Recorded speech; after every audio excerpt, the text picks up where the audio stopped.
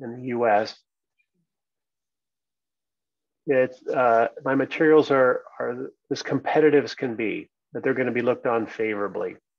And so with that purpose in mind, I want to give you an image of where I'm located in this next slide. Whoop. Can you still see my slides?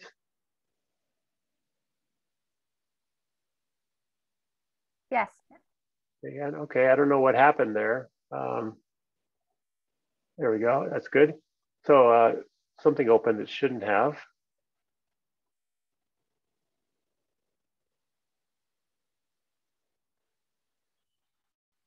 There we go, okay.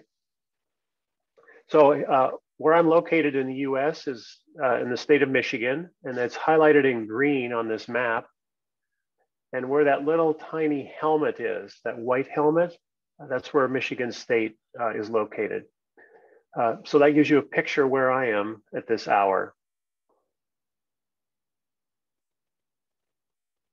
Want to say just a few things about the kinds of experiences that I'm bringing to the ideas that I'll share with you about putting together a competitive application.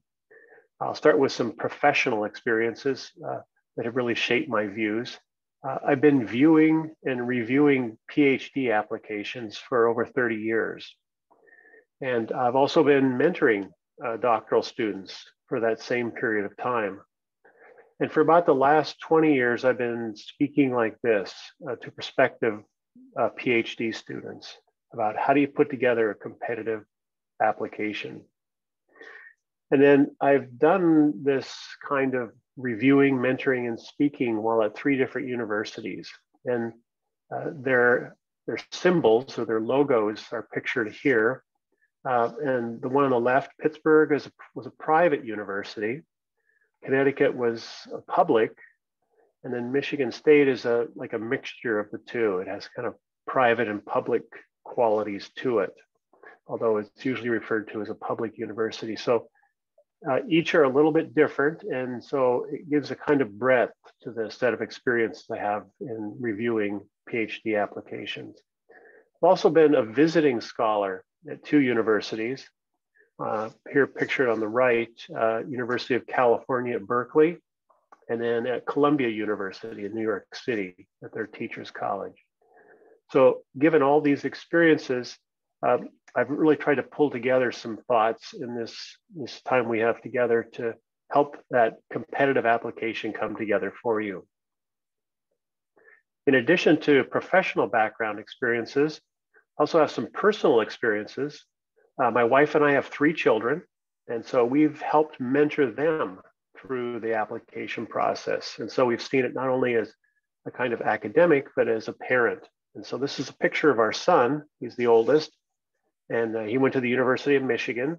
And you can see he's an athlete. He's sprints the 400 meters, and he was just a little bit short of qualifying for the Olympic trials here in the U.S. He's a pretty fast runner. And so we were excited to see him do well in his college years. This is one of our daughters. She's also in college right now. And maybe you can tell she went to Northwestern University. It's in Chicago. And she's a basketball player. And so in addition to her academics, and we also help mentor and support her. And then we have a younger daughter, and she's a volleyball player. You can see the volleyball net behind her, and she's in grade 11, and will be going into her last year of high school. And we're right now working with her as she pulls together her application materials.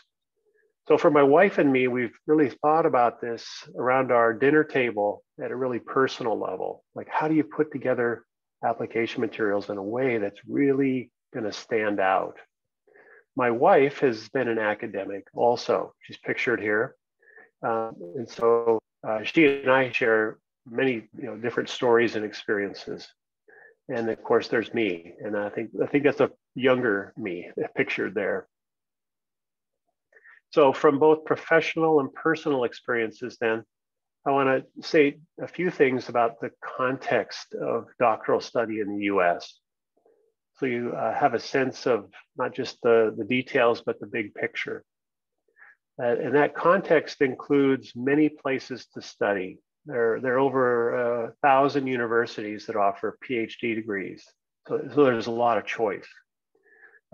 Secondly, the admissions process is really unique for each university and then for each department within a university when it comes to doctoral degrees.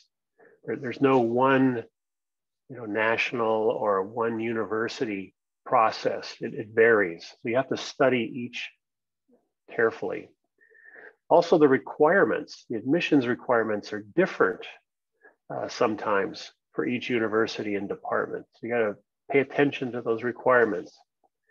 And then I guess a fourth thing to really think about is that the admissions decisions at the doctoral level are made by professors.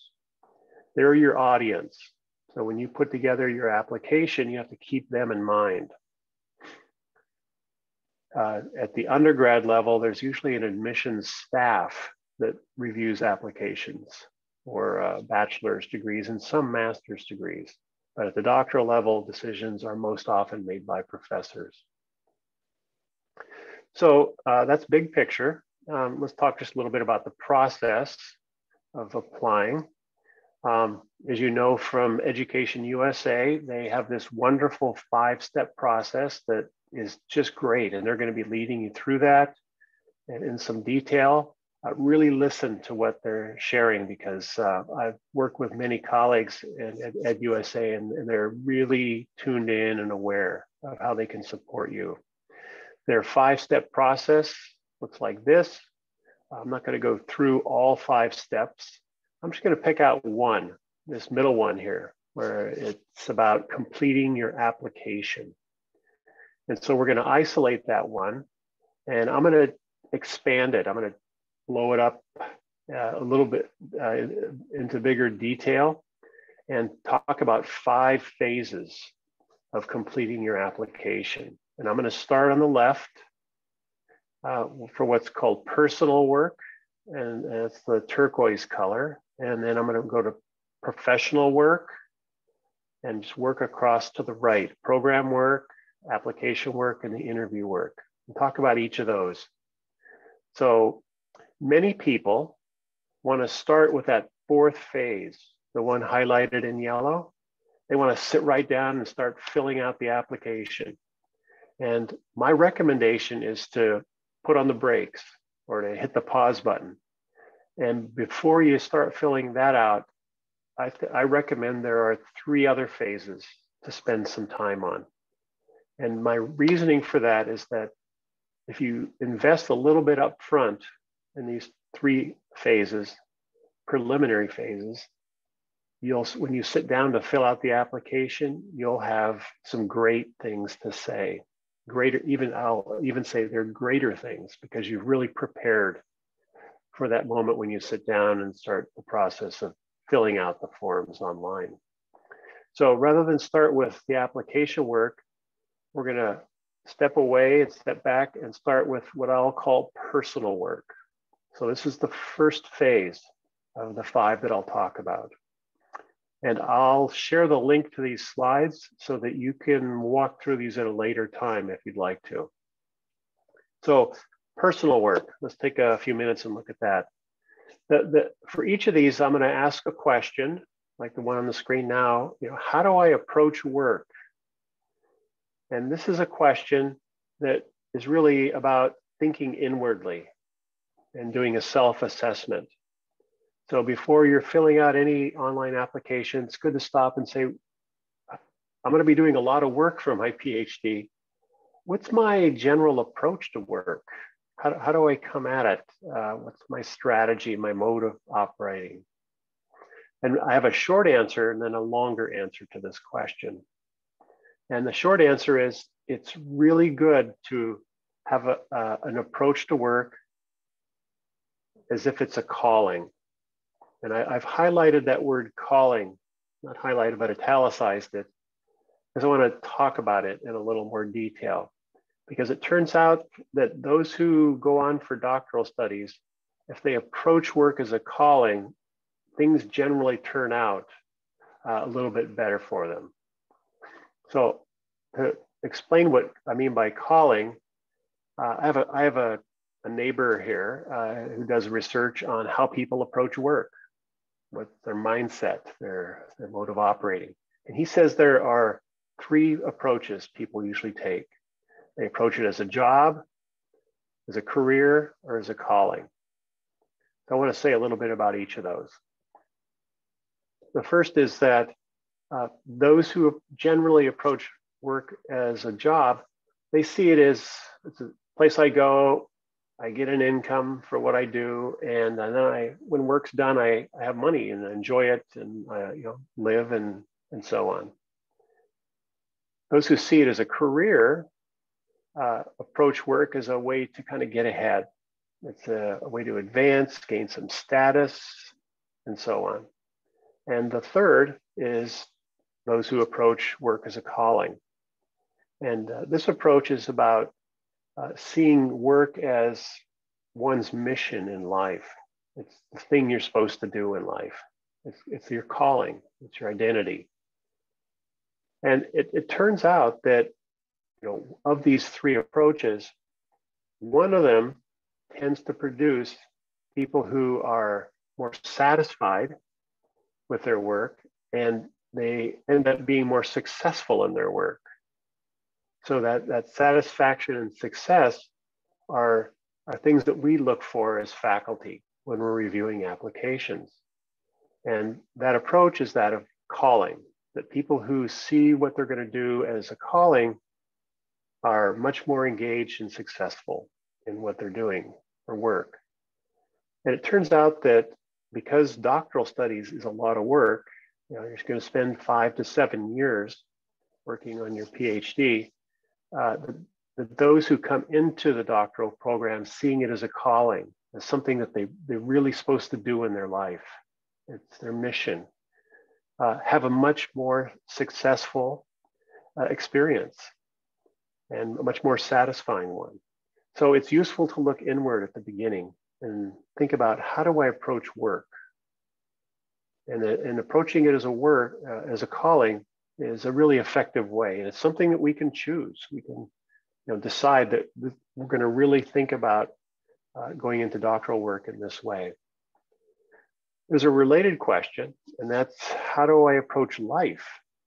Not just work, but how do I approach life? And there's a book I recommend to everybody. You might want to check it out. Here, I've had my kids take a look at it. And it's written, I'll talk about the book in a moment, but it turns out that in this book, they recommend that approaching life like a designer is the most effective and successful way to do this. And I'll say a word about that in just a moment. I want to mention the book title. It's called Designing Your Life. And it's written by a couple of professors at Stanford University.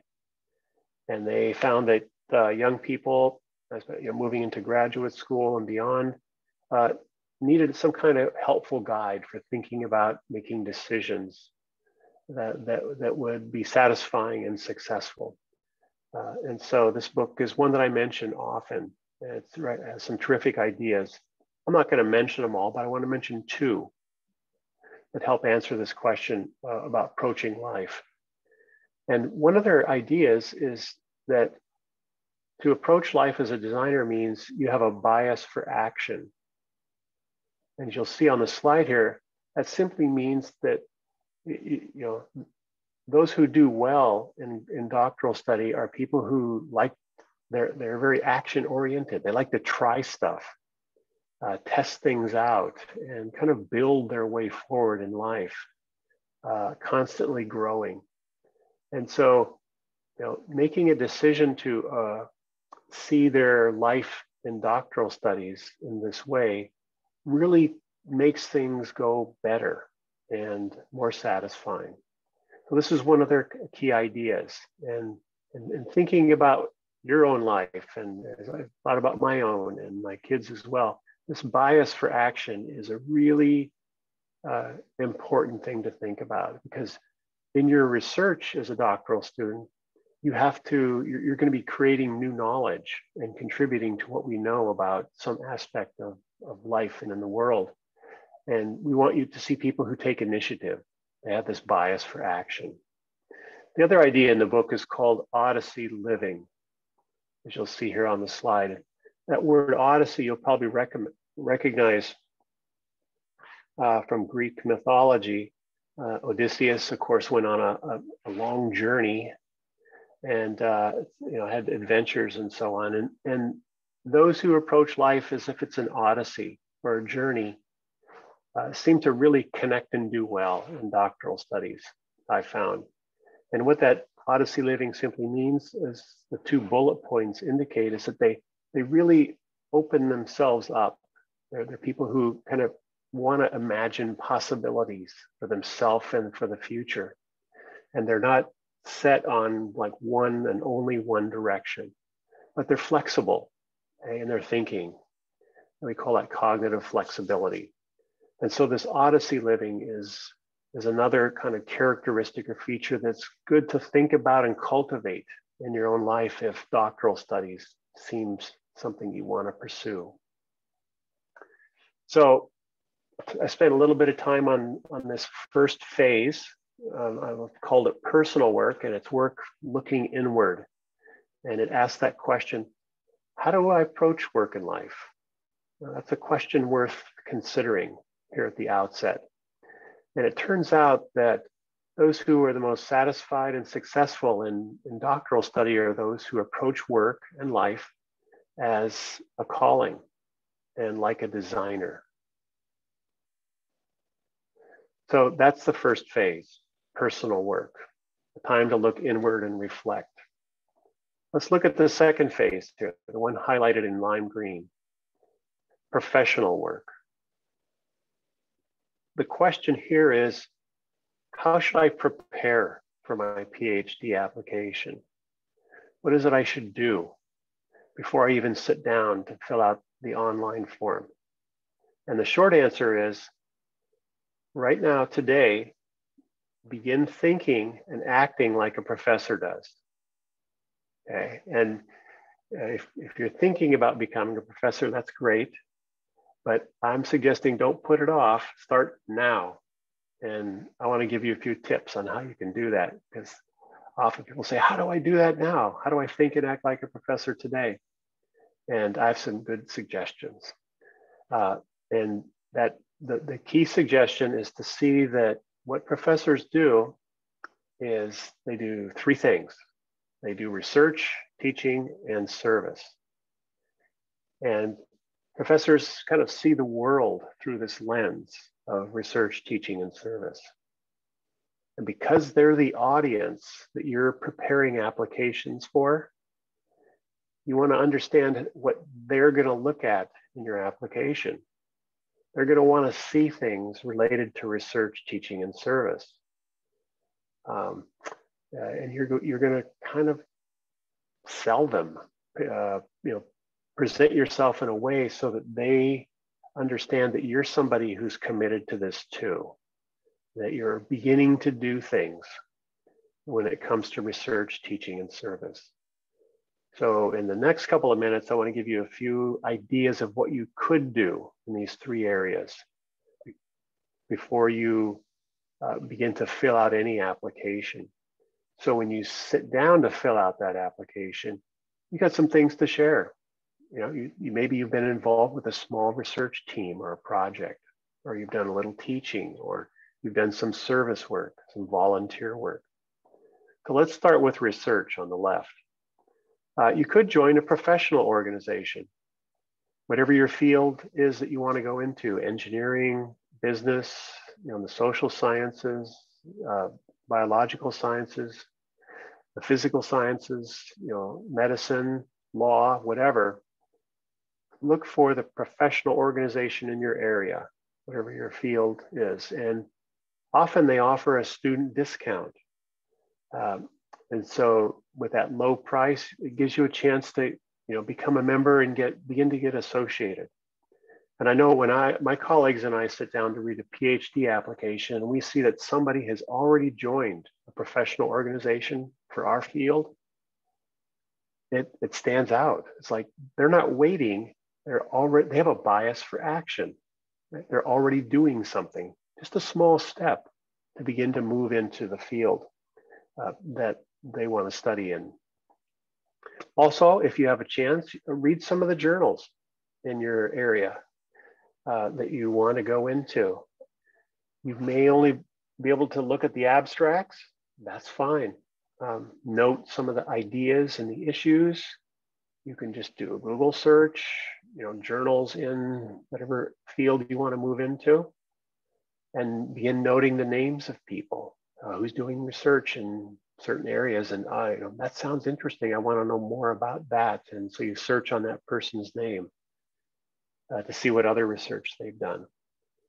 And you'll bump into ideas and people, and they may be things you can say in your application when you begin to fill it out later on. So you want to begin to familiarize yourself a little bit with the field if you haven't already. If you're in a position to join a small research team, even if they have something tiny for you to do it, because you're part of that team. And that's something you can talk about in your application. I've run into some instances where people have actually been able to conduct a study, in their master's or in some other role, maybe through their work. And that's fantastic to be able to do. A few people in certain fields have already presented at conferences, and that's terrific if they can do that. Or you could ask simply to shadow a professor, follow them around for a day or half a day and see what life is like in this kind of work. I've had a few people do that. And then finally, this doesn't happen very often, but some people are in the fortunate position that they are able to help write a grant proposal in some way. And that's something amazing to be able to say in an application. But it's not required. But these lists of items here, 7 of them, these are beginning ideas for what you might be able to do or in the area of research, and then talk about in your application. You don't need to do them all. If you could just do one, that's a great way to begin, and a great way to take that first step toward having something to say when you sit down to fill out the application. When it comes to teaching, here are a few ideas. You could begin observing a course or a seminar that maybe you would teach one day. You could tutor students, certainly, in the discipline or field you want to move into. You could assist with a course, actually teach the whole course, mentor at some kind of camp or other event. You could assist with some curriculum work. So all of these are ideas that would, I think, look favorably by faculty sitting down to look at your application. And again, if you could only do one, that's great. You don't need to feel like all of these need to be done. The idea here is these are starter ideas. When it comes to service or volunteering, you want to do it in the field that you want to move into. So if you're in, let's say, biology, and you want to work on your PhD in that area, you'd want to think about within the broad field of work done in biology, is there some kind of volunteer service work that you could do with an organization, or serve on some kind of committee in an organization, or help with a local conference, maybe review proposals for conferences. And this reviewing of a journal article, I've only seen that once. Most of the time that's done while somebody's either in a doctoral program or after, and run for some kind of leadership role. So these are all ideas on the screen, but the big idea, I don't want to get lost in the details, but the big idea is that professors come to reading your application with a lens in front of them.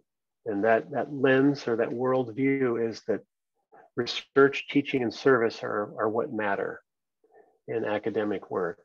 And since you're going to move into the academic world, they're going to see things like those on the screen with more favor because you've already started doing them. at least one of them in each of these areas. And because you're doing that, you're gonna be more competitive. You're gonna stand out a little bit more than others. And if you really want to go to the institution you applied to, which I assume you do, starting on these things now today is a good thing to do. So in terms of professional work, the question was, how should I prepare myself for the PhD application?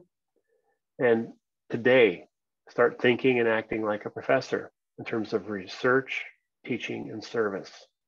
And take one step in each of those areas. And it won't all happen in one day, but over the next weeks and a few months, begin doing this. So we finished professional work. Let's look at program work next.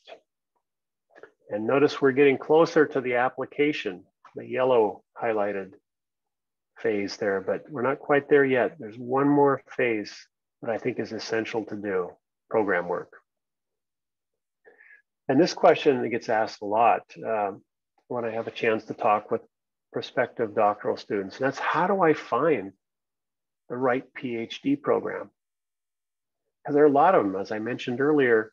There are over 1,000 in the US. So how am I going to find that program that's right for what I want to do? And the short answer is, you have to do research on finding a good fit. So notice that last word there, fit. I've italicized it. Okay. That's a really key concept in your research. Right? You're trying to find a program where there's a good match, or it's really suitable for you personally. And there's a lot of compatibility. We kind of think in the area I'm in, we think of our doctoral students as coming in as family, as people who are going to spend a number of years with us. And we want to really support and mentor them so when they leave, they're launched very well into the career, excuse me, the career that they're going to move into. And finding that right fit is really key. Because you want to feel like you're at home when you're working so hard over these years in the doctoral program. So how do you do that? How do you find the right fit where there's a good match? And I always say that the thing not to do is to pay attention to the rankings. Okay, that's not the best way to find a fit. There are other things that are better to pay attention to. The rankings are there. Can't ignore them completely, but as much as we can, we want to focus on some other things. And the way to do that is to start with a site like this one. You might be familiar with US News and World Report. They do rankings, and you can find out how universities and programs are ranked by searching this website. But I'm going to recommend you use the site in a slightly different way to find a good fit. So what way this works, if you're not familiar with it, is this website permits you to go in and look at your field. So you just go in the text box here on this page, and you just type in or search for the field that you're going to want to go into. And I'm going to show you a couple of examples here of how this works. One of the examples is engineering. So you'll see on the left here, I've gone into the part of this website and done a screenshot that lists the best engineering schools. And it has 1 through 219. So there are many engineering programs at the doctoral level. And of course, you'll see Massachusetts Institute of Technology, Stanford, and Cal Berkeley are the top 3. And they're great engineering universities, right? But these rankings here are overall rankings, and they don't define the specific areas of engineering that these universities are the best in. This is just the overall picture. So it's possible to go to MIT, and they might not be as strong or a good a fit in certain areas of engineering, some specialty areas.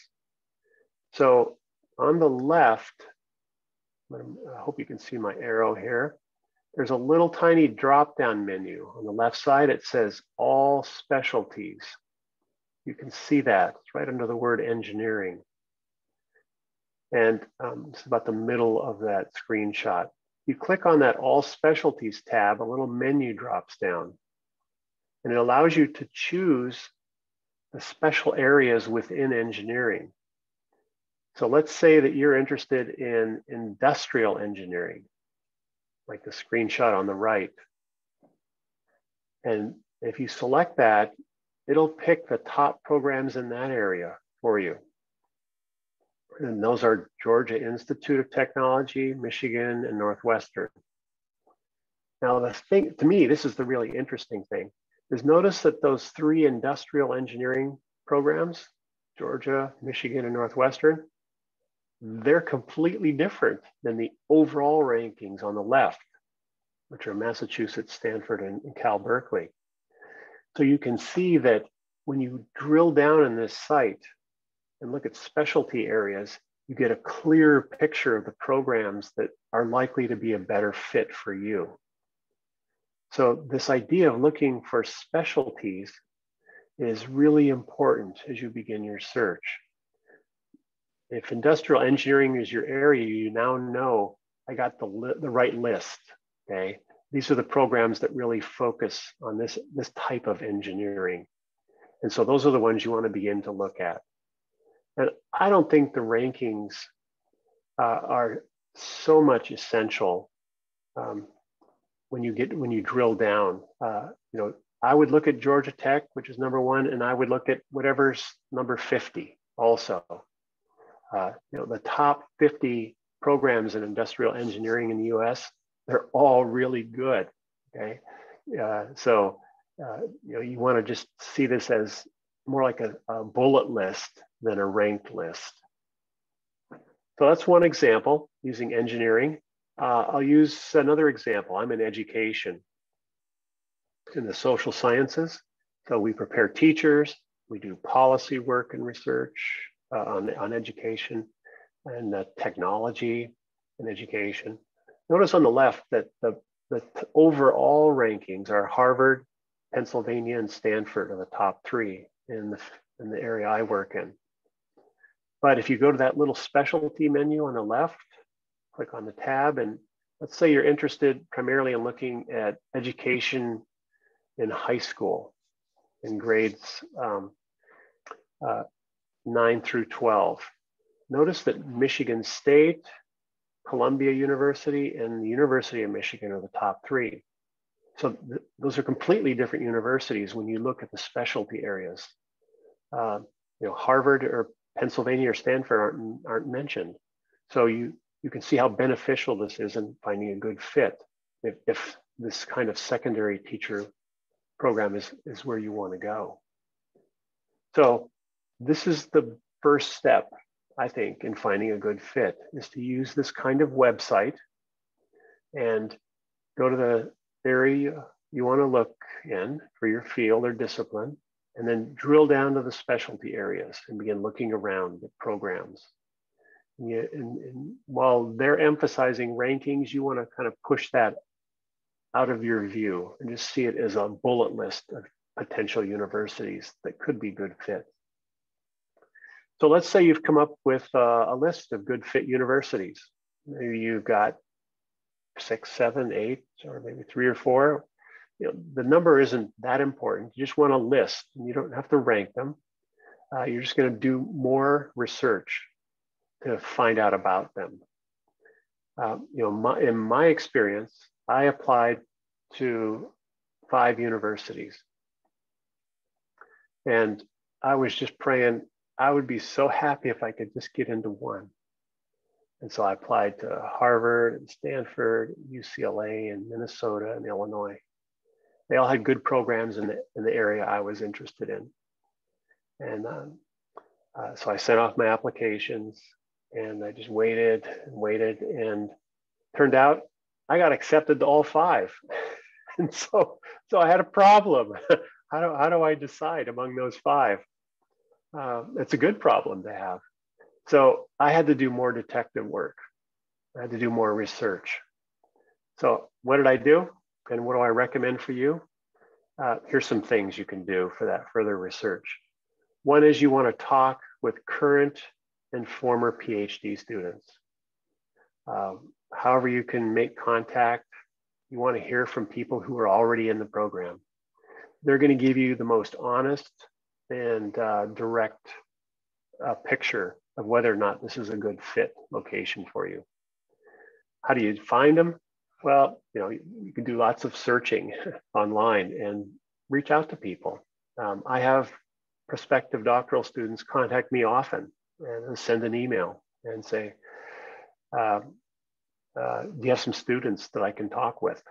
And so I'll ask my doctoral students if they'd be willing. And sure enough, I'll just kind of connect them up and let them set a time in a way that they want to talk with each other. You could also begin to follow faculty and doctoral students on social media. So you just search around on whatever platform you want and begin to see who's posting and what are they posting. And does that sound like something, a community or people you'd like to be around for your doctoral studies?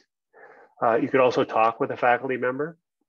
In different fields and disciplines, faculty they have different approaches to this. I'm in the social sciences, and generally people are like, yeah, let's talk, we can 15, 20 minutes, let's set up a time to Zoom or a phone conversation on WhatsApp. You also want to begin to really read closely about the program itself and learn about the faculty, what kind of studies they're doing, what kind of courses they teach. You want to go to the website and really look at the biographies of the professors and look at the requirements of the program itself. And your real goal is to get a picture of what's the culture like in this doctoral program. And is it a place I could imagine myself? Is it a community that I would feel at home with? And that's why you're doing these things, is to see if this is your fit. In addition to things to do, there's some things to pay attention to as you're doing all this searching and talking with people. One is, do the faculty in this doctoral program publish with their doctoral students? That's usually an indicator of a pretty healthy program if they are. Doctoral program I went through at Illinois, faculty were actively publishing with their students. And it's a great way to learn about doing research. It helps you for when you graduate and you move on, that you have some publications. And it helps build a really vibrant intellectual community that you want to be a part of.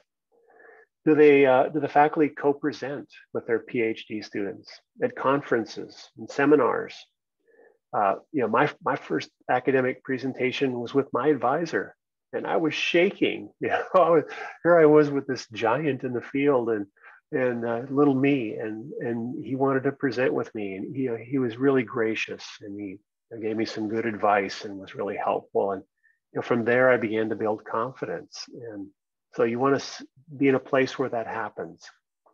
Are there seminars regularly or special seminars where they're bringing in people from different universities around the world? It's exciting, and you want to be in a place where that's happening. The faculty publish with their former students, those who've already graduated. Now they stay in, this is a sign of our faculty staying in touch with people after they graduate. And that's a good, healthy sign of a community. And you want to also look at where they're graduates today, what universities, what companies, what organizations. And then finally, you want to think about what are the types of assistantships that you see. Most programs are going to provide some kind of work that you can do. And generally they have three kinds of assistantships. There are those assistantships for teaching, where you'll either help with a course or teach it yourself. There'll be research assistantships, where you'll work on a study. And then the third type are administrative assistantships, where you may help run a program that the university has in that area. Do a kind of administrative work as an assistant. So you want to look for those kinds of things and note them as you're doing your research. So that's that third phase, program work. These first three phases, personal, professional, and program work, they're really key. If you spend some time and invest in those, when you sit down to do the fourth phase, I'm going to skip a few slides here. You sit down to do the application work, you have some really incredible things to say because you've really kind of thought about yourself, you've thought about the profession, and you've thought about programs.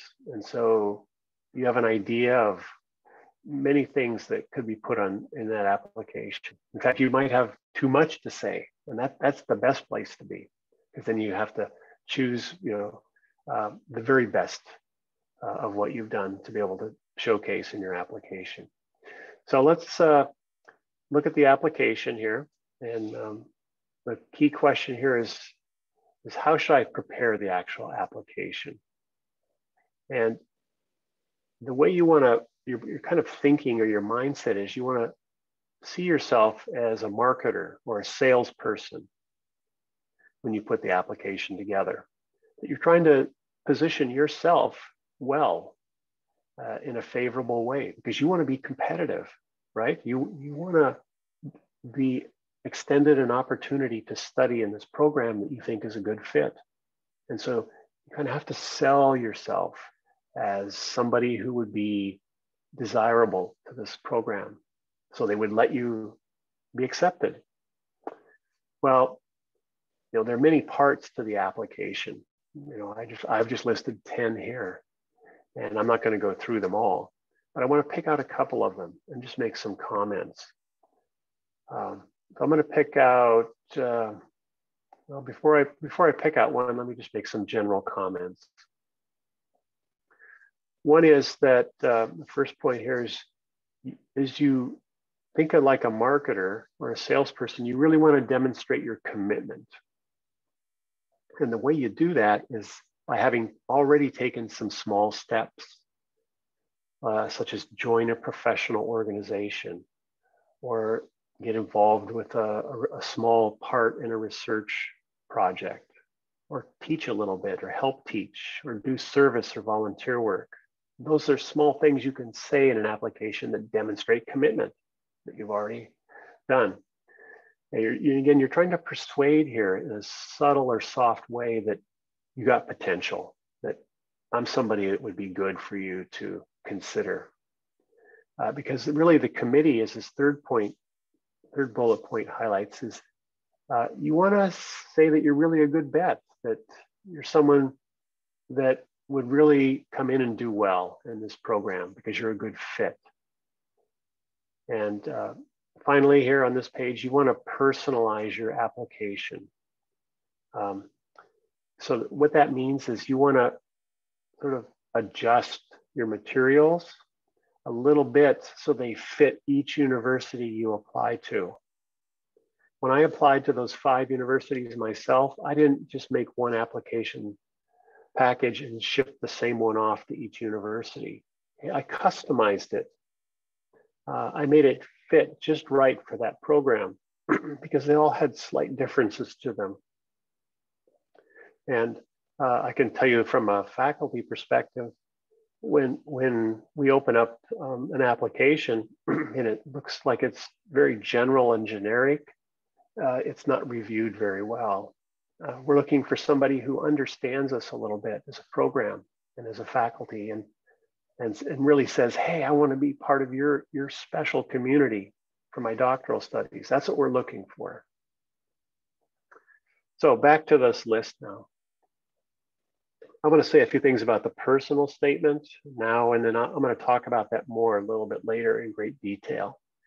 But every application has to have some kind of statement where you write about yourself, your goals, your ambitions, your experiences in life, and so on. And when you write about this, you really want to draw upon the kind of professional experiences you've had already, so people can get to know you a little bit and see who you are. That's why in these 5 phases, you want to look at those first 3 phases and begin to do work in them now, so that you have some professional and personal work to talk about. You want to explain how your prior experiences, your prior professional work has been preparing you. It's like you're telling a story, about yourself, that I've had these kinds of experiences and they've all been leading to this logical moment or conclusion that I should now move into your doctoral program. If possible, in your statement, you want to mention some professor or professors who could be potential advisors. This is increasingly common. I know when I look at an application and somebody says, I'd really like to be considered as an advisee of Professor so-and-so or and they might name a couple of people. What that does is it signals to me that this person has done their homework. They've studied our program. They think that this person would be a good fit, and they're looked at more favorably. So in addition to looking at the personal statement, I have a few thoughts about reference letters. And these are letters you ask people to write in support of your application. And you really want these written by people who know you academically, because you're going into an academic program at the doctoral level. You need people who can speak about you and your academic capabilities, somebody who's mentored you. They obviously shouldn't be family or other folks that you've come to know in the world. You want them to be able to speak about your credentials academically. Also, you want to have letters that focus on your academic abilities and potential, not about other things in your life, as important as those may be. We're looking at, are you ready to move into the challenges that a doctoral program has? And so we want to know about your academic abilities and potential. You also want to ask your reference letter writers to really customize what they write to each of your PhD programs you're applying to. Sometimes I see letters that are just generic. At the top it says, to whom it may concern, or dear sir and madam. We're looking for letters that are written specifically to our program and speak about things that this recommender thinks you have that fit well with our program. So you might have to give a little coaching or advice to your reference letter writers. And then you want your recommenders to say a little bit about why they think you're suitable for admission to this particular program. So those are a few tips about application work. And I'm going to pick one of them and talk more about it later. But for now, those are a few thoughts. Well, we're about ready to move to the next phase. But before we do, let's review, how should I prepare my application? And now the short answer is marketing, right? Or salesmanship.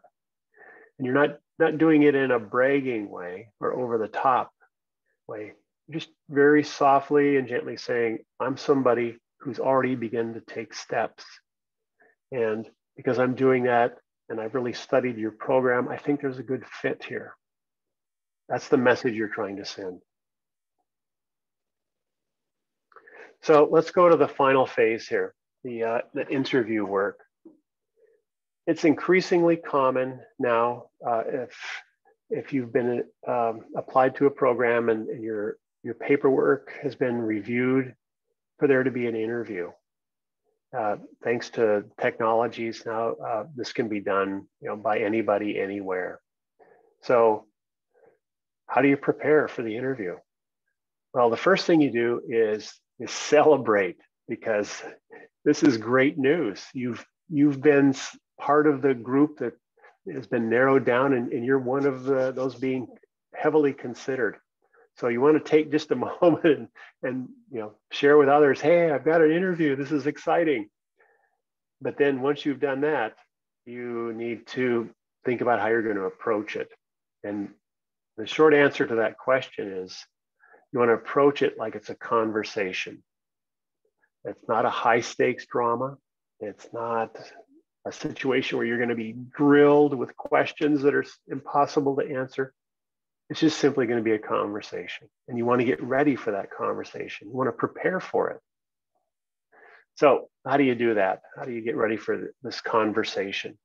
Now, the first thing you do is you anticipate questions that you could be asked. And just in your mind, think through, how would I answer that question? Because you want to have thought through a number of things that you could be asked. So they're right on the tip of your tongue and they're right there, you can say them. You're not having to spend time really thinking at length about them. And you can't possibly come up with all the questions or anticipate all that you might be asked, but it gets your mind thinking in a certain direction when you do this. And this is a good priming strategy. You also want to prepare some questions that you have. You've looked at their website, you've gotten to know their faculty by looking at their biographies. You've tried to maybe follow people online and social media. Maybe you've been able to talk to a professor or some graduate students to find out about the program. If so, there's likely to be more questions that you have. So make a list of those and have them handy. Make sure for the interview you spend a little more time studying the program, their website, and just making sure you have names kind of clear, like who's who and so on. You don't have to go into great detail, but it's helpful just to have those readily accessible so you can talk about them.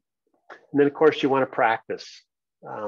This might sound a little unusual to practice a conversation, but I practiced myself. I just kind of went in a room and imagined, if I were in an interview now, what would I be saying in response to questions? And I just said them out loud, and it got me feeling more positive that I was actually doing something because I had a bias for action.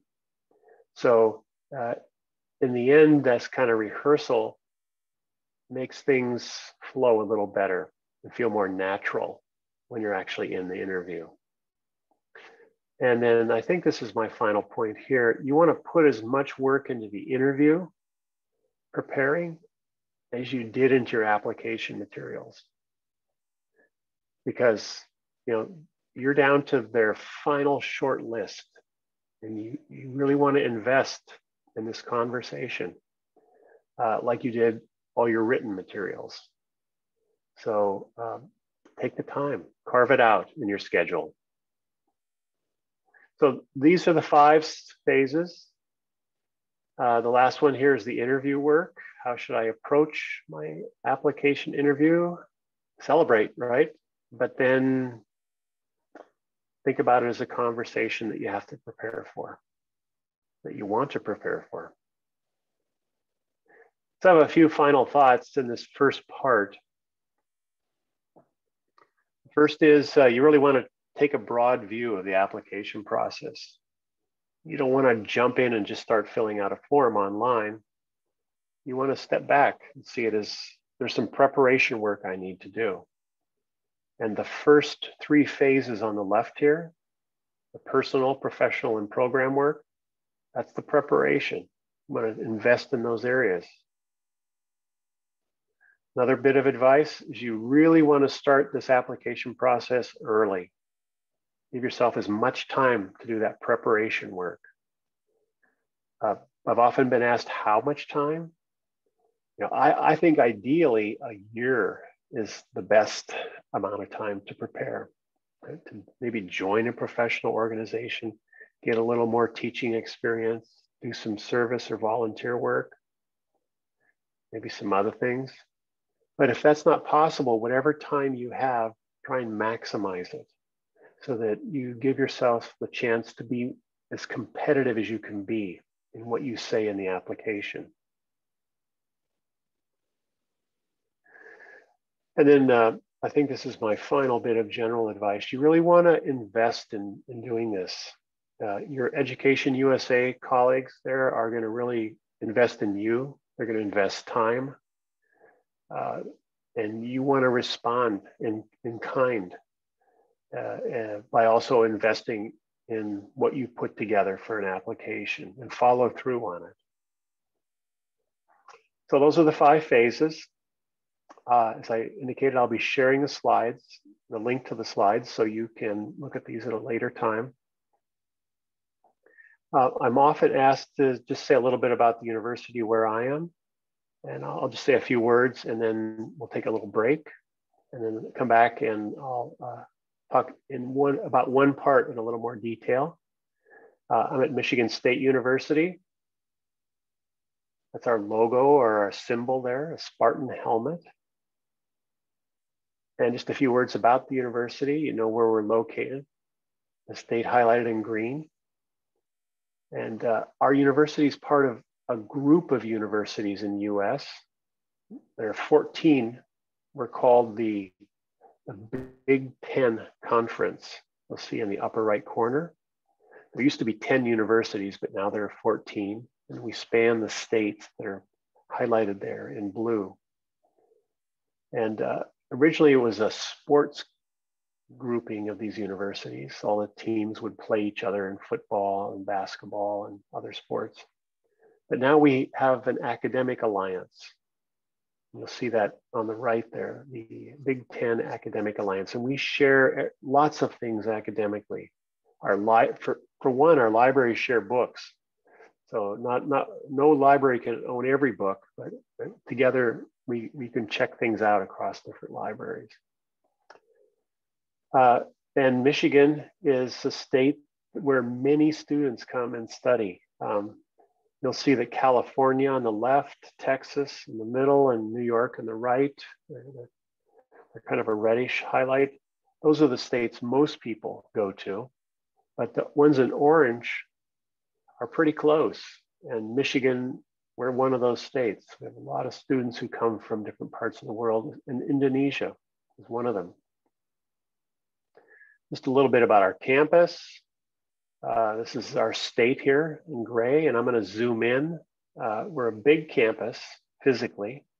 This is a map, and I'm just going to zoom in on the map a little bit. You'll see that we're 8 kilometers long and 3 kilometers wide. So it takes a while to get around campus. Walking is one way to do it, but a lot of students use bikes, scooters, and even the bus system just to get from one class to the other. Take you about 1 hour to walk from one end of campus to the other. We have about 50,000 students who come from 141 countries. We belong to a group in the US, the top 62 universities in the country. It's called the AAU, so we're one of those universities. We really focus on research a lot, but we focus on practical research. And that's what a land grant university is. We do research so it helps better the human condition. And we have 118 PhD programs right now, so many different fields. And there's a long list online. I won't go through it now. And we're ranked pretty highly. I'm in the field of education. So this is one of the world rankings here. You'll see number 1. This is actually from a year ago, I think. Yeah. We were ranked number 1 in our specialty area, education. And Harvard was 2, and then our neighbor, University of Michigan, was 3. And those have changed a little bit in the last rankings, but we're still ranked pretty high. So just a few websites here. These will be on the slides if you want more information. One of our great former doctoral students is from Indonesia. This is Isabella. And I've talked with her, and she says, if you have specific questions you want to ask her, here's her email. So if you have your camera handy, you can take a photo of this screen, and feel free to email Isabella. She would love to chat a little bit as a fellow Indonesian and tell you about her doctoral experience. And she now works at Michigan State. full-time employee. One of our most famous graduates from Indonesia is Iwan, and he's now Director General of Teachers and Education Personnel for all of Indonesia. And we're so proud of him, and he's doing fabulous work for education in Indonesia.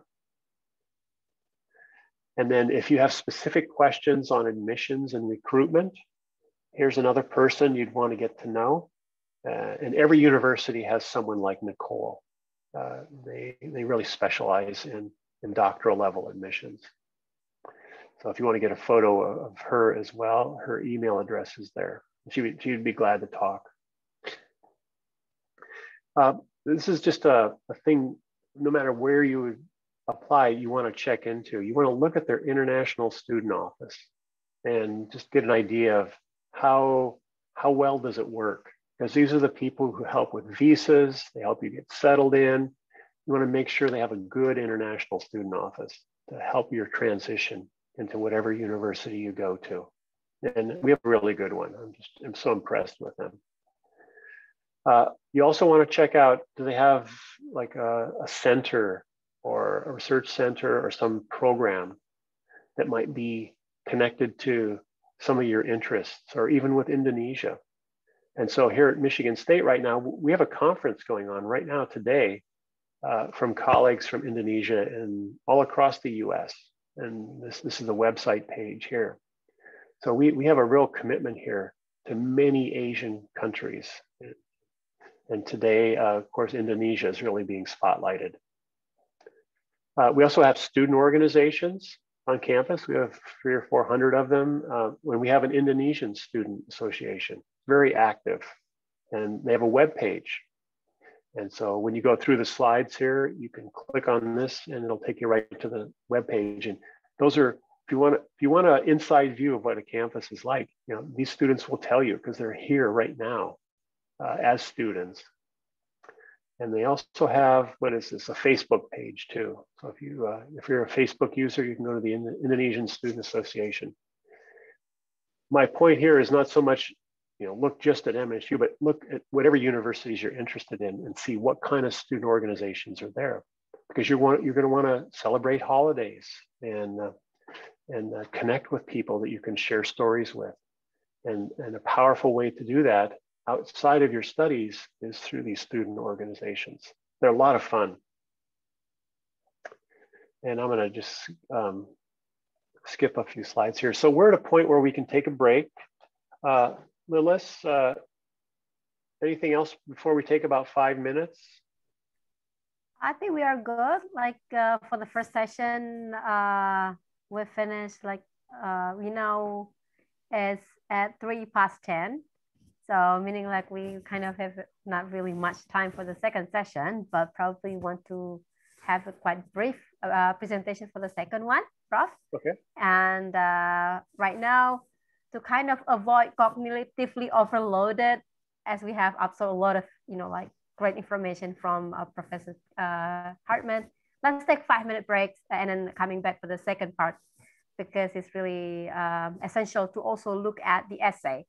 All right, so now, Iqbal, do you want to set the alarm for the 5-minute break? Sure. Okay, so everyone, let's have a 5-minute break. You can stretch out and then probably grab some drinks, and then coming back at 2:15, and then we can have the second session. See you again, everyone.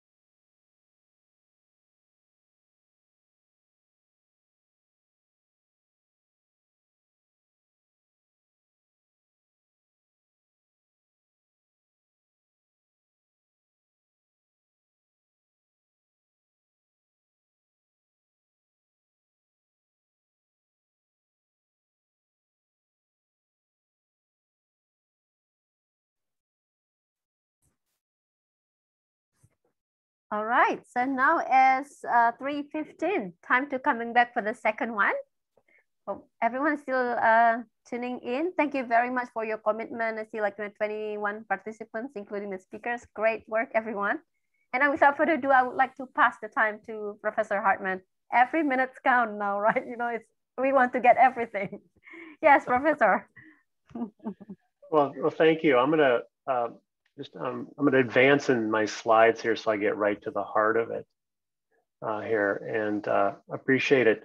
What I'm going to do is, given that I provided an overview, I'm going to focus in on one area now. I'm going to look at the application work. So I'm advancing to one of those slides.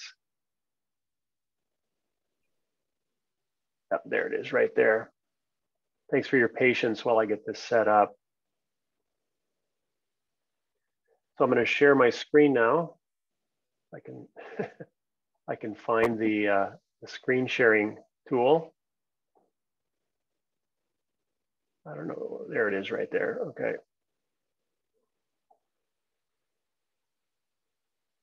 So you should see on your screen the 10 items that are part of the application work. Is that what you're seeing? Yes. So I'm going to pick out one of those. I'm going to pick out the statement of purpose and talk a little bit about that in more detail. And I don't want to go too long.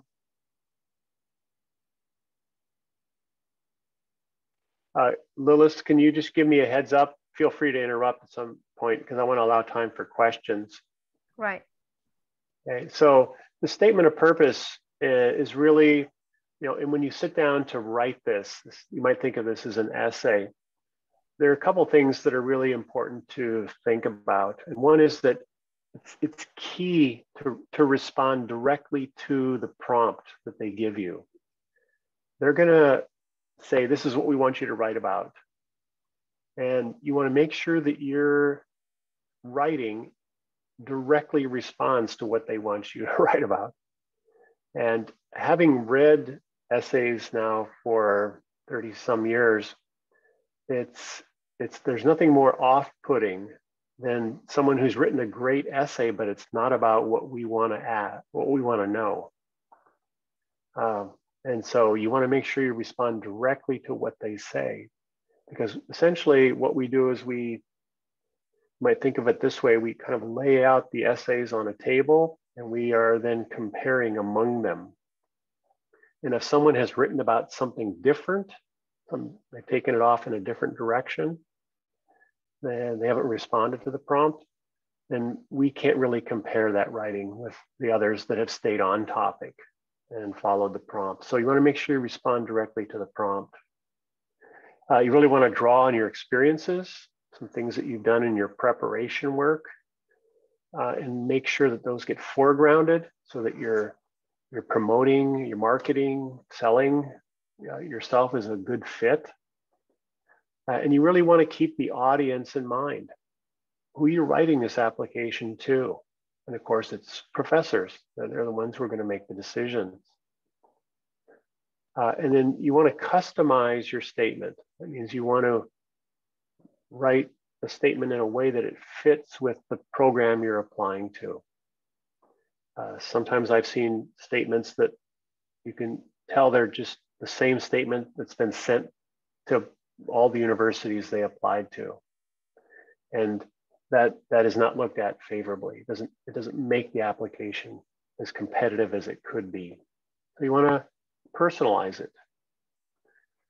So responding to the prompt, I'm going to talk about each of these in a little more detail. You want to use the structure and the wording of the prompt to guide your writing. And so how do you do that? I'll give you an example. And you want to focus on the content that's suggested by the prompt.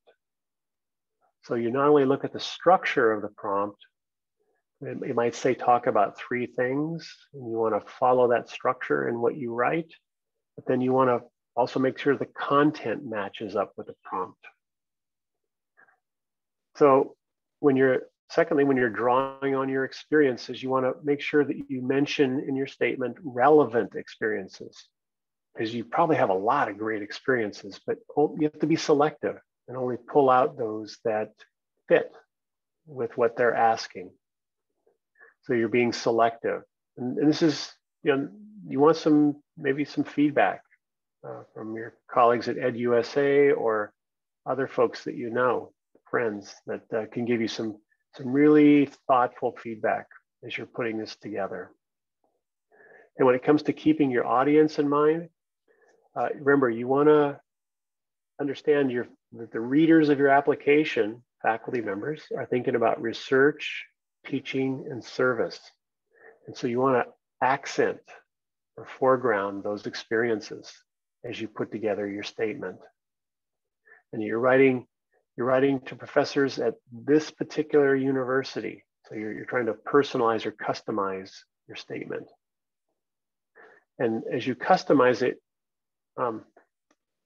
each university has its own essay prompt or its own prompt for how to put together this statement.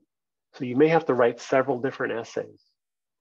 You can borrow pieces from each of them, but you may have to change one a little bit or add something new in another. You want to follow what each university suggests as its structure. So that it reads like, your statement reads like it's the only one you ever wrote. The reader would never entertain the thought that you actually applied to another university. You want them to think that you're the only university you're interested in. So here are a couple of examples. I may not have time for all these, but the first one we're going to look at is the University of California. And this is a large university system. I think they have 10 campuses pictured here on the map. And let's look at the prompts for UC Berkeley.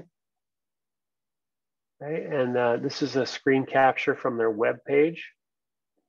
And you'll, we won't, I know you can't read all the print, but you can see the larger heading. It says writing the statement of purpose near the top there. And so I'm going to underline a few things. One is that it says here, I've underlined on the left, it says that when you write your statement, it should have 4 different parts. So in your mind, if you look to the right part of the screen, you'll see in my mind, I've kind of blocked off, okay, whatever I write is going to have 4 parts to it. And they could be of different lengths, but for just a moment, imagine sort of 4 parts. And then I've highlighted some other things. And notice it tells you what each part should be about. Part 1, your interests and motivations for doctoral study. Part 2 is your previous experience. Part 3, what activities are you currently doing that are relevant to doctoral study? And finally, what are your interests? What is it you want to study? So looking at what they want, what they say they want in their prompt, you then transfer that to what you're writing on the right. And I often suggest using headings. Just take the language from the website prompt and move it over into what you're going to write. So part 1 is about interests and motivations. So you put that heading there. And what this does is it makes it easier for the reader. They're going to see, okay, this person has definitely responded directly to the prompt. And then the next thing I do, and this is real subtle, but I've basically in the lower right corner on the right side of the screen, you'll see about 250 words. So I give myself some limits. I don't want to write forever about each of these 4 parts. I have about 1 page, double spaced, when I can write about each of these 4 parts. So that helps, that constraint is helpful. It means that I got to fit it into maybe 3 paragraphs or 4 paragraphs on each of these 4 parts. So right away, I have a good plan, a good structural plan for what I'm going to write about. And I know it's going to directly respond to what they want in my prompt. In part 1, if we look a little deeper, and I know the print is small here, but I'll just read it out loud here. It says, tell them, meaning the faculty, tell them what you're interested in and perhaps what sparked your desire for graduate study. So I underlined the words interested in, sparked, and graduate study. And you just bring those over to that right side where you're writing. And so you're going to probably start your first sentence with, my interest in graduate study was sparked by, and then you begin writing your approximately 250 word response. So you want to use the language in the prompt to help set you up for what you're going to write for each of these parts. So we're moving it from the left over to the right, each of those parts. You can see how that kind of scaffolding language is pulled over. Then we move to part 2 and look at some key things there. And you notice that they have A, B, and C under part 2. So you're going to look at what do they want? They want 3 experiences that develop your interest in this area, this field, this discipline. Okay, and one of those experiences, and they want you to briefly explain each of those. So you could imagine a paragraph on each experience. So you're moving again from their prompt, you're borrowing a few key words or phrases and moving them over. This is good practice in this kind of writing. And then you go to part 3 and 4. Notice in this, they're giving you advice here, and notice the sentence that's underlined. I'll read it aloud here. It says, professors are the people who read these statements. And so they state this right in their directions here. They want to remind you that this is who you're writing for.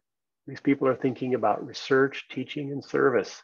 So to the extent you can talk about your experience, maybe you've been part of a research team, or you've helped teach a course, or you've done service work.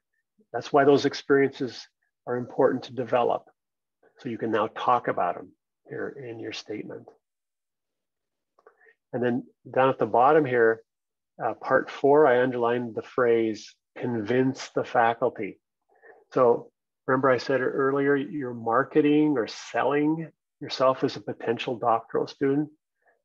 You have to very gently in your statement say, like I've done things, I'm a good fit for your program. So you're trying to build an argument that you're somebody they should seriously consider. So that's looking at Berkeley. Let's go down and look at down in Southern California, San Diego. So this is the same university system. Okay? These campuses are quite a ways apart on the West Coast, but their prompts are different from each other, even though it's the same university system. So you have to write your statement for each of them, responding to their prompt. So let's look at their prompt. They say there are 5 primary topics to cover in your statement. So that's already different. Structurally, Berkeley wanted 4 parts. San Diego wants 5 parts. And so they number them here. So you're going to now think in your mind, okay, I'm going to block out 5 things I'm going to talk about, and you're going to move over some phrases that help give you headings. So you keep focused on the thing you're supposed to write about. And it turns out that these are borrowing some phrases from their statement, you put it into the document you're writing. And you begin to think about the length. And then sort of approximately, according to the length they want about 500 words on each of these 5 parts. And so you begin looking at terms and phrases and pulling them over one by one. And these help get you started. My interest in computer science began, okay, and then you just go on and tell your story. Or in the second part, my research experiences started when, and you continue with that. So you're making sure you're responding directly to what they want. So I'm going to kind of speed through the next couple of slides. Sometimes I found it helpful to create a little table or chart like this one. This is true especially for the San Diego statement. In part of what they want you to identify an experience. That's over on the left. They want you to name it. They want you to describe what you did. And then that's the second column. The third column is what I learned about the field or the discipline I want to go into, and how that learning motivated me now to move into grad school for a PhD. So a little table like this can help you organize your thoughts. Once the tables, you kind of fill in the cells with some notes, you can then write really clearly in your essay or your statement what it is that they want to know about you in terms of your experience. So this is just a suggestion for some kinds of prompts. It's helpful to create a little tool like this, and you fill it in. Dr. Hartman, sorry to interrupt. You might Not have at 5 all. more minutes. 5 more minutes for the presentation. Oh, so should I stop now or continue? 5 more minutes. It's okay. Okay. Right? And then we can have a Q&A. All right, sure. And so, so what we've done is we've looked at Berkeley and we've looked at San Diego and the same university system. And you see how these 2 examples really have different prompts for their doctoral programs. The other example I have is comparing 2 universities in Michigan. I'm at Michigan State, and just down the road about an hour is the University of Michigan.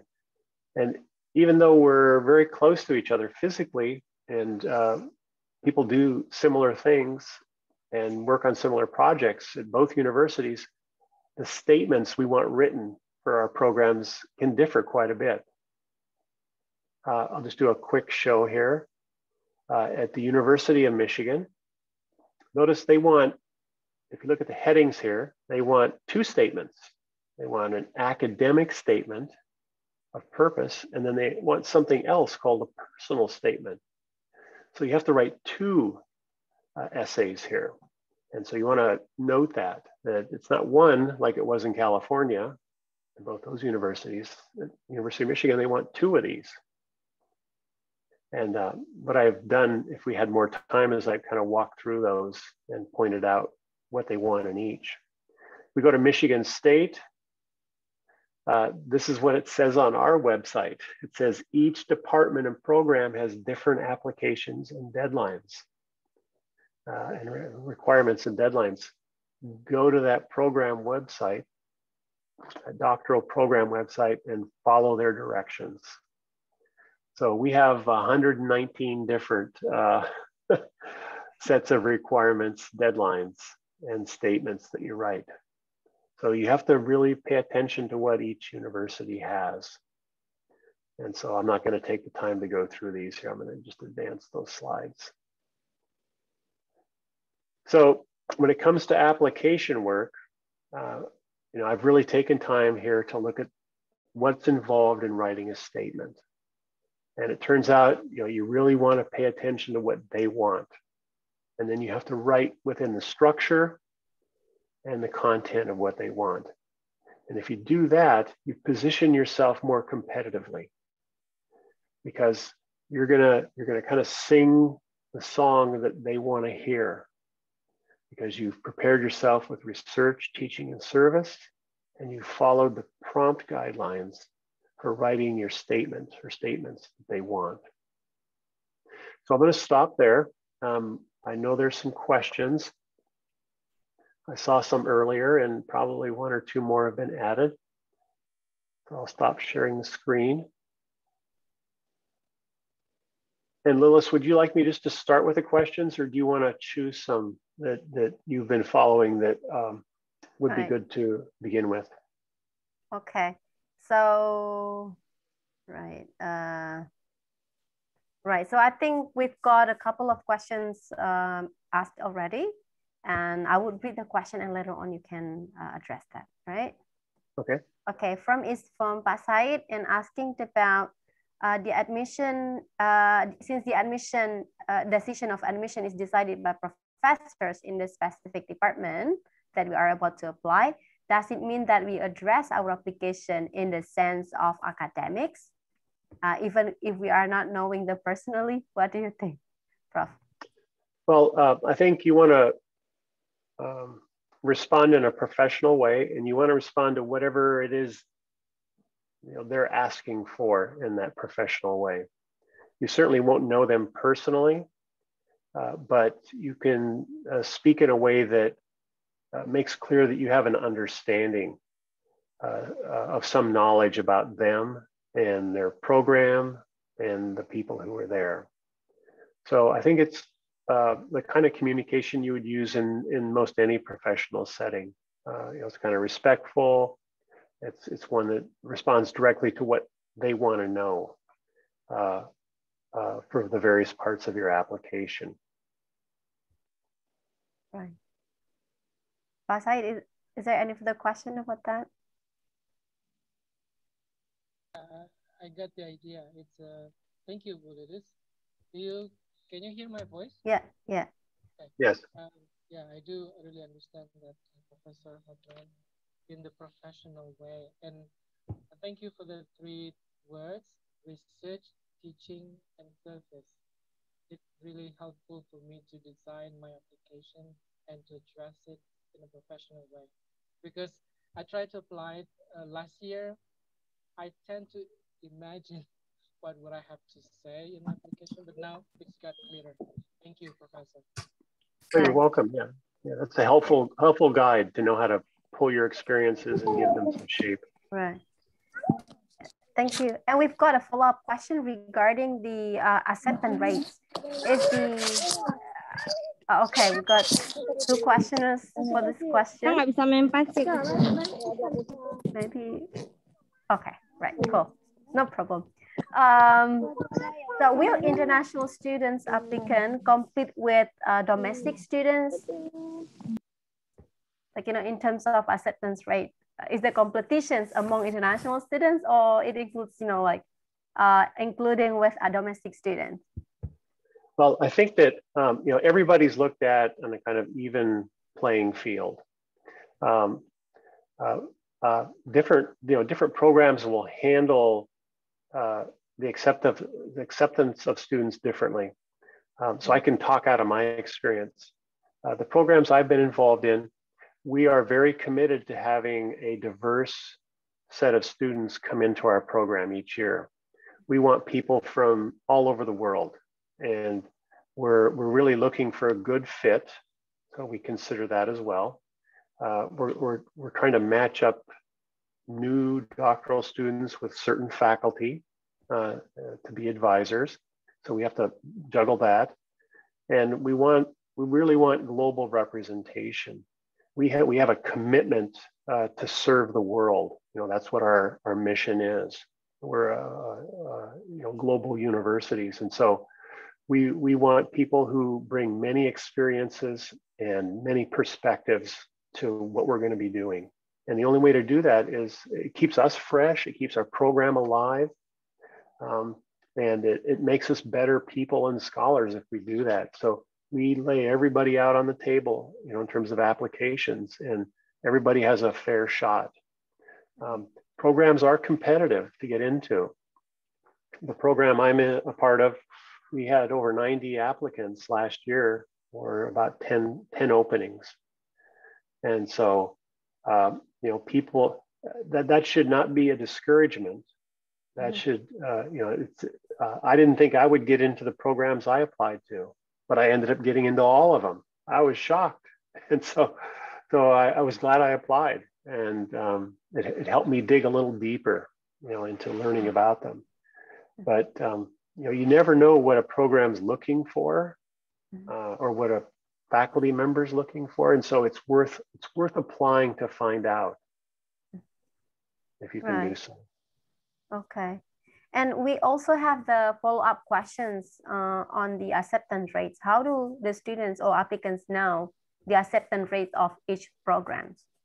Because sometimes they are not, mentioned in the website. Yeah, that's often not public information. One thing you can do is you can talk to students who are in the program, or if you can have a conversation with a faculty member. I think that's a fair question to ask. I think the people who know the most information are the secretaries in the departments. And so we've had a few prospective students talk with them. If you call and the department and you get the secretary, you've hit the person who's probably got a lot of valuable information. So you want to strike up a conversation, and tell them you're interested in applying, and you're just curious, like, is it 10%, 20%, 50, whatever the acceptance rate is, if you can get some ballpark figure. I have to say though that, again, this is more from my own kids' experience. My two older kids went to universities that were highly competitive. 4 or 5% of the students who apply get accepted. And they were very reluctant to apply. They said, no, I'm never going to get in. I nudged them a little bit and pushed them. And you know what? They got in. It was, you don't know until you apply. We have a system that is, merit-based and competitive, but, it's open. Everybody has a fair shot. Right. Thank you, Professor. And we have another question from Judona. Thank you very much for tuning in. I know you had problems with the connection, but then you make it again. The question is, what sort of research ideas that meet the university expectation, or probably in this case, professor's expectations? Say that again. What kind of? research ideas that meet the university expectation? Oh, in terms of like research or things you want to study, I think the best way to find that out is to read the biographies, the faculty on their website. They'll often say, this is an area I'm studying in. And then to follow up on that, you want to look in the journals and see what's being published. Let's say there's a program that you're interested in applying to, you found a couple of professors in the program and they say they're interested in these topics. I would look for what are they publishing, and then try and at least read the abstracts of those articles. And that'll give you an idea of where things are going in that field, because professors are always trying to push the edge of knowledge of what we know. And so if you can connect with things they've written, that'll help you see the frontiers of work that's being done. And that may spark a curiosity for you. And you'll say, yeah, that's where I want to be. That's what I want to do. So the key is doing a comprehensive and thorough research of the universities and the faculties. Yes, yes. You have to be a detective. Right. Good word, Prof. And we've got another question. It's about commitment. It's mentioned that when we apply, we need to show our commitments, right, in the field, which is, yes. Does it cover the commitments after graduating for, from the PhD programs? Yeah, I think sometimes the prompts for your statement want to know your longer term goals. And so that's a place to talk about that. You don't have to necessarily be interested in moving into higher education and becoming a professor. It's fair game to say, you want to work in business and industry. In fact, that's expected in some PhD programs. People just sort of more of them move on to other types of organizations than universities. So just say what you think right now as best you can. We find in the area I'm in that people come in and say, this is what I want to do. And boy, they change a lot in 5 years. And that's okay. The system is open and flexible enough to let people grow and change and evolve. Right.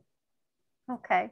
Now, another question from the chat is from Lenga and asking, in MSU, is GRE compulsory in every PhD programs, or is just in some specific programs? The GRE. I'm sorry, the audio broke up there. Were you asking, are like some programs stronger than others? No, the question is GRE required in all programs in your university or only in specific programs? It is what required? GRE. Examination. Okay, I'm sorry, yeah, okay. The GRE,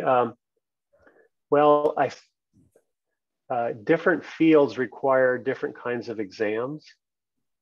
So if you were to go into law, there's a different kind of, there's a GRE, but it's, it has a different name. Business has its own, but the GRE is kind of the general exam. It varies from program to program. You have to check the website, whoever's the coordinator of that program, maybe the secretary, to find out what's being done with the GRE. Because of the pandemic, many programs have waived it. So you just got to find out. What about in the program that you are in, Prof? We have temporarily waived it in our doctoral program. And so we look pretty closely at the other materials. Test scores are always asked about, like how high do I need to score on the GRE math and the different parts. Different fields handle this different ways, but increasingly test scores are not given a high priority. We want to see holistically, what does somebody look like as a potential student in the program? We certainly want higher scores, but sometimes the highest score might not be a good fit, that person. They might be better fit for another university. We want somebody who's more well-rounded, and brings both intellectual as well as social skills that are going to really suit the program well, because they're, you're going to become part of a family, a professional family, and we want to make sure that you're going to be a good team member and player and all the work you do. Okay, and that's all question we have in the chat, but now we have Razi raising hand. Do you have any questions? Yes, I do. Can I make it very short? Okay. Yeah, go on. Thank you. Afternoon, Mr. Professor, or maybe good morning there, USA. Yeah. Okay, I try to make it very short, but I need to mention some background of me. So now I am a principal in senior high school, and I try to find like educational leadership school. And at first, maybe I do the thing like the whole university said that for education faculty, then they will mention like maybe Harvard first, and then I try to do like you said, then it come up. I'm happy to know that leadership, educational leadership, the first one in USA is Michigan University, which is your faculty. And then, so I try to open your background here. Your areas of expertise is teacher education, and that is the same as my major in my master degree in, I take master degree in Finland about teacher education. And if I can convince you that I am good, and then I can do the best, is that mean that you're gonna accept me there, or is that all I have to do, or do you have any hints how to convince that, how to advertise myself and then being accepted there? Thank you. So it's like matching up. Okay. Earlier I said you have to be a salesperson or a marketer, and you're doing it already. You're good. Well, I'm glad you're seeing a fit, already, and others will want to do the same thing. You're looking for somebody, some program that looks good, like you just want to settle down there for a while. And what you want to do now is, if ed leadership or teacher education, you mentioned 2 directions you might want to go, is to connect with people through email, social media, and so on, and begin to learn more detail about each of them. Think about yourself, what are your, what do you think about what you want to do, and how does it relate to these various programs? So you're off to a good start already, and you got some ideas of what you might be able to say and do, and some information you might be able to gather. So thanks, good to meet you. All right, thank you. I have a question actually. Okay, go on. Okay, this is the last one before we close this event, I guess. Okay, prompt, the way, Prof, the way how you explained about the how to write a study objective is really, really clear for me. And the way how you ask us to follow their prompt, okay, that's really good. But sometimes the university is not put the prompt. Okay, so if that's the case, what kind of the thing that we have to write on that our essay? Because I saw that lots of university, they just, okay, write study objective, that's it. So some students sometimes confused about that, and what kind of the thing that we have to write on that? That's my question. Yeah, that's true. That it's too bad. You want greater clarity, don't you? So here are a couple of ideas. There's no perfect solution, but given what little guidance they provide, sometimes it's helpful to look at other university prompts. And if you can find one that aligns up a little bit and gives greater detail, use that other prompt to guide what you write. And that way it'll give you some structure and some focus. And I think that's certainly one way to do it. Another is, since they're being very general in their prompt, you can fill in what you want to do, what you want to say. That might be the reason they're being more vague or general, is they want to see where you're going to take it and run with it. So hopefully those kind of get you started for a couple of ways to think about it. In the end, you want to, again, you were trying to really sort of put your best foot forward and show ways in which you're convince them that you're their person. They ought to consider you seriously for their program. Good question. All right, thank you so much. Thank you very much to all participants and the questions given. But on top of that, I am genuinely really happy and honored to be here moderating the event and feeling like I'm now a student attending your class, Prof. It's a privilege to listen to your presentation and gain a lot of new information and knowledge. Thank you very much. And also for waking up early in the morning and sharing with all of, hopefully prospective students, and hope it clarifies their unclear thought about a PhD application. Thank you very much.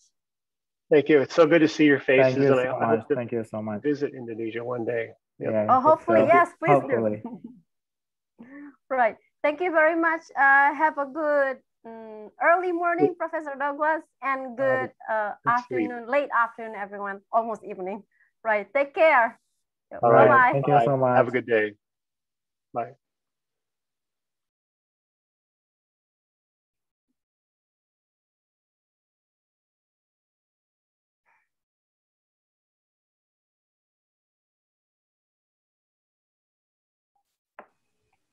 Terima kasih Mbak Lilis. Ya, sama-sama. Nanti dikabarin aja kalau ada pertanyaan lagi ya. Ya, terima kasih Mas Iqbal semuanya. Yo, semuanya makasih ya. Thank you so much ya. Terima kasih Bu Lilis, Pak Iqbal. Sama-sama. Sama-sama. Sampai ketemu lagi minggu depan. Minggu depan ya. Terima kasih.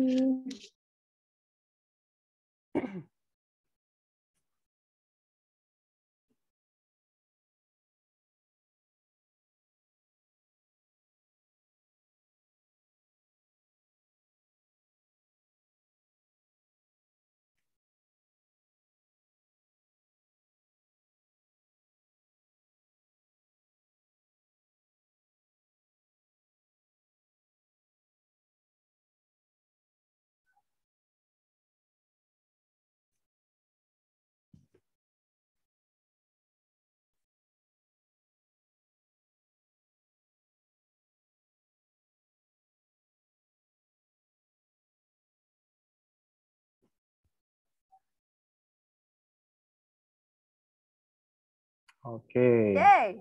We saved the best for the last. Save the best for the last. Let's stop the recording first. Okay.